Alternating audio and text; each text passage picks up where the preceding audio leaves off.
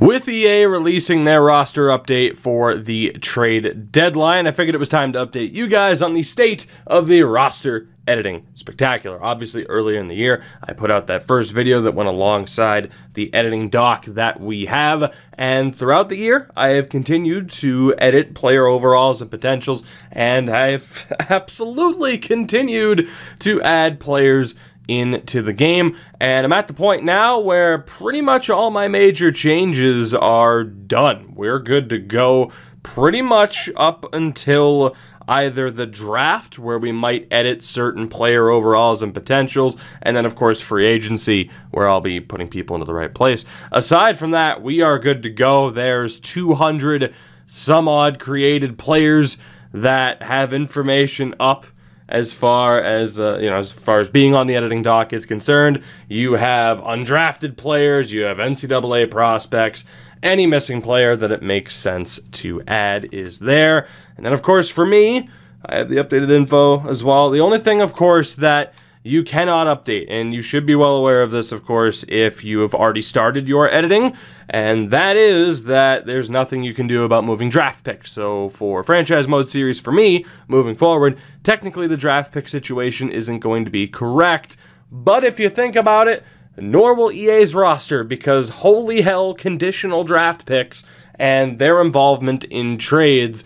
So really, if you're like me and you're a bit obsessive, clearly, and you care about teams having proper draft picks and everything, unfortunately, that's not going to be a thing. But it's, here, let's look at the editing doc, right? This is the editing doc as it stands, 114 pages. I was not going to wait until March to make 114 pages worth of changes. That would have been a massive pain in the ass. So it's a decent sacrifice to not have accurate draft picks. But again, as a couple of you know, it's still weird to me seeing people on this doc and editing. It's fucking weird, and God, how I wish there was roster sharing for you guys. But this doc, of course, it will be linked in the description, in the comments, wherever else, has all the info you need. There is, of course, the basically the breakdown of what I do and how I do it, why I do it that way, where you can find all of that there. There is a quick search guide too, so you know exactly what the hell you're looking for, which is quite nice. Again, more of what I do and why I do it. And then it gets into the overall and potential changes, certain attribute changes of players for each and every team. Of course, if I don't have anything marked there, to me, then it's fine. You gotta remember, though, I based my updates off of the November 22nd roster update, which is mentioned up at the top of the list. So it's somewhere. Hey, there it is. Look at that right there, the very first one. So EA might have made someone like a 77, 78, and technically I might disagree with that, but who knows? It's probably covered there. And then again, the entire created player list is here as well. Of course, we have our aggregated prospect rankings for the upcoming draft to explain why someone's an overall or that particular overall and potential. And again, for every created player, there is info as to why I do it and what the particular formula is.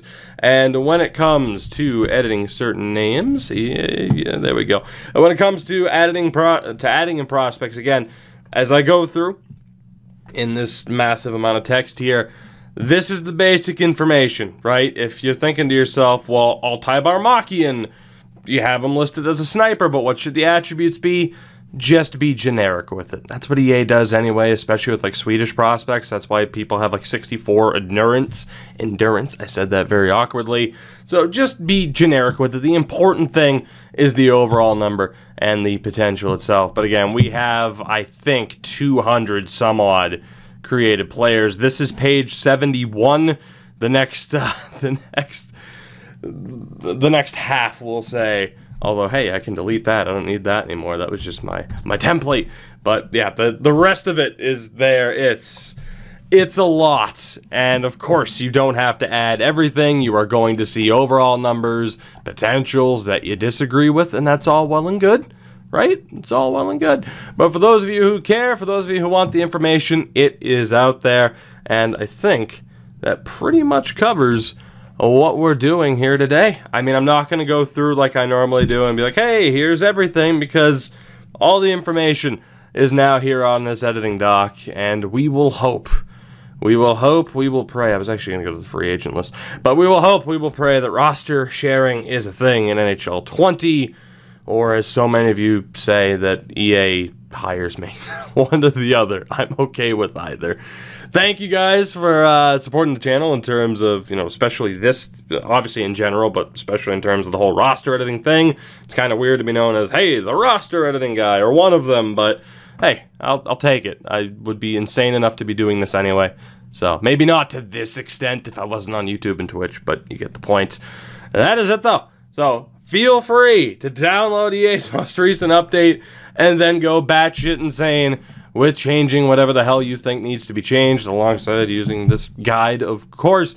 Remember as well, in terms of merging rosters, and we'll actually go through that process right now, a couple of things to note when it comes to the active roster. Number one, if you have every EA roster update downloaded on this left-hand side, you might notice that you have the ability to delete them. The circle is filled in if you actually have that roster still. So if you get a I can't think of the word. I've spent the last 2 days updating this. My brain is fried.